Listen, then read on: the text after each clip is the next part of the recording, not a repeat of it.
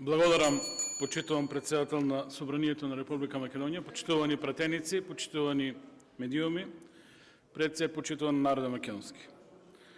Пред нас е законот за, ајде да кажеме, либерализација на железничкиот систем, на железничкиот сообраќај, односно закон со кој ќе овозможиме лиценцирани субјекти да вршат превоз на патници во товарниот сообраќај и ова на некој начин е увертира во приватизацијата на железничкиот систем.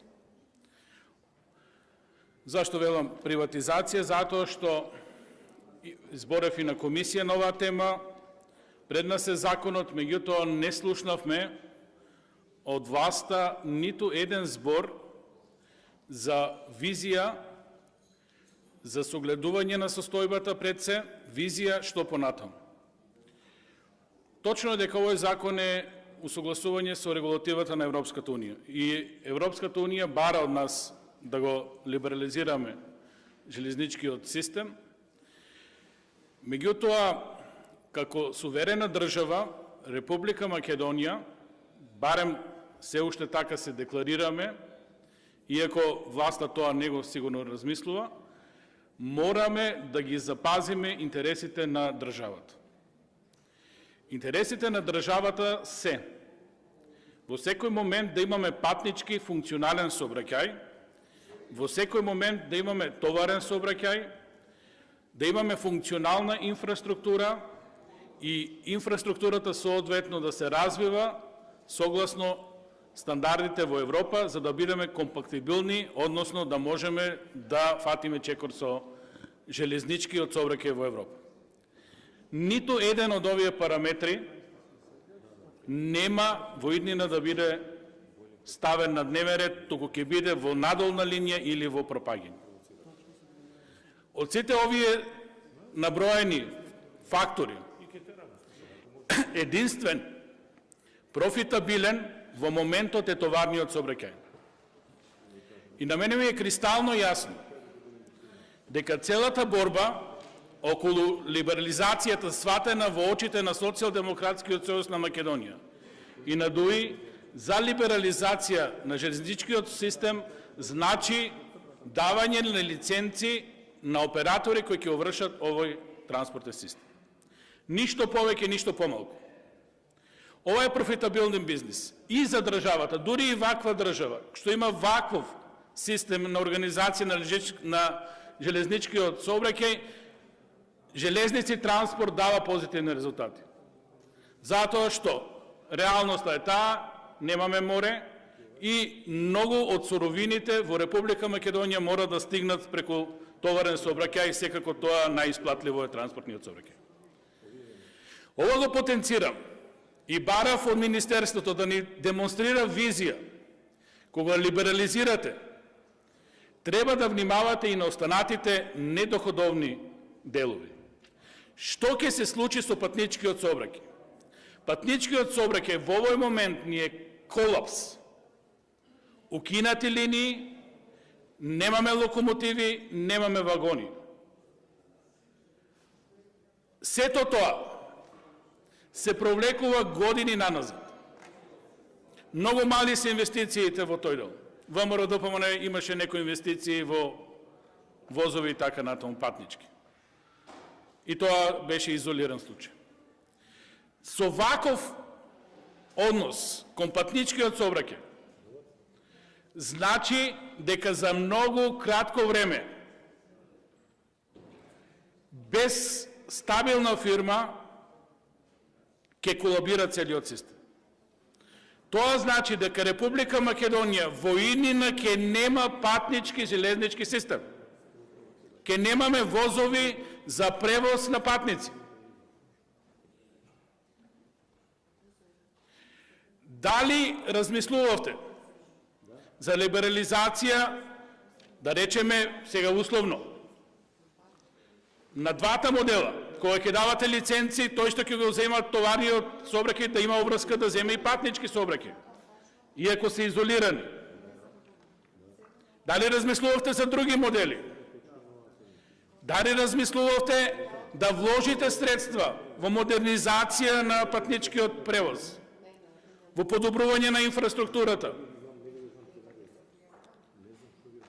во конечно поврзување на Република Македонија со Бугарија и конечно профункционирање на брзата пруга Србија, Македонија, Грција, со што и овој превоз би бил атрактивен.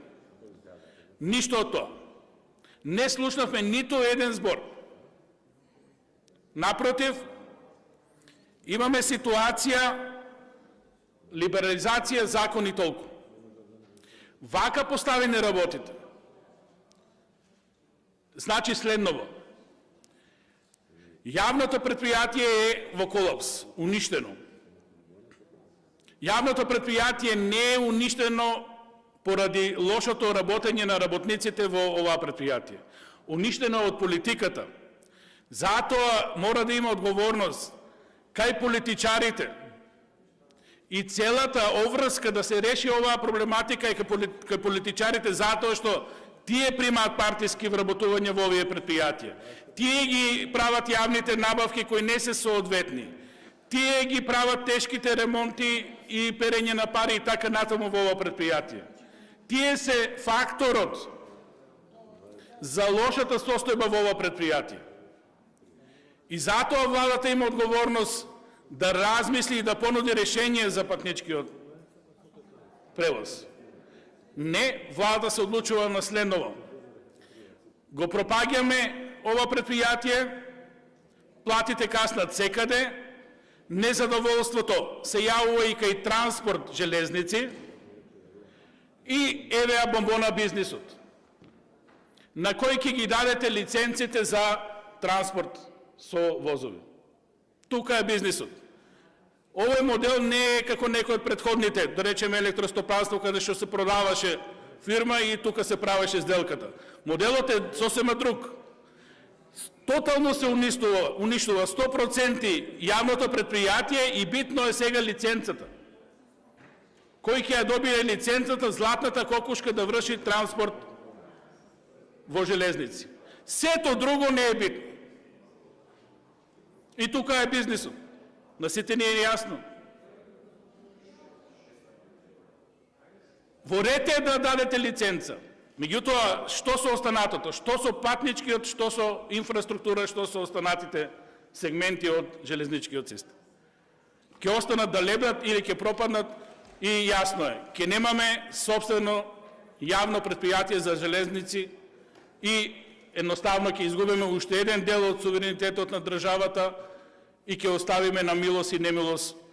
Транспортот ке си врви, затоа што, реков, има интерес големите фирми, големите компании, тука ќе се јават и странски играчи, верувам, а сето останато ќе биде на штета на вработените во јавното предпријатие железници, на штета на сите оние кои го користат железничкиот превоз.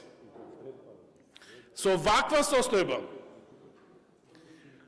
настрана тоа што ќе го згаснеме македонски железници, или ќе биде некоја форма од неколку вработени, и една линија, две, колку што може да издржи државата, ја губиме можноста за перспектива, како ќе ја стимулираме и како ќе ја објаснеме изградбата на пругата Скопје-Софија, како ќе објаснеме дека имаме потреба од брз воз Србија, Македонија, Грција, па и поврзување и со Албанија на крај краишта. Затоа што тоа е суштината на транспортот, да се поврзаш со сите, и со повеќе субјекти, и со повеќе пристаништа. Меѓутоа не се размислува на оваа тема, оставено е работата да се движи во слободен пат, ќе се даде таа фамозна лиценца или лиценци, ќе се избере нов оператор за транспорт, железници и толку. Овде ќе заврши неславно една приказна од македонскиот суверенитет. Повторно бизнес интереси, повторно интереси некои да се офајди и ништо во интерес на државата, уште помалку во интерес на граѓаните на Република Македонија. Затоа избори и смена на власта. Благодарам.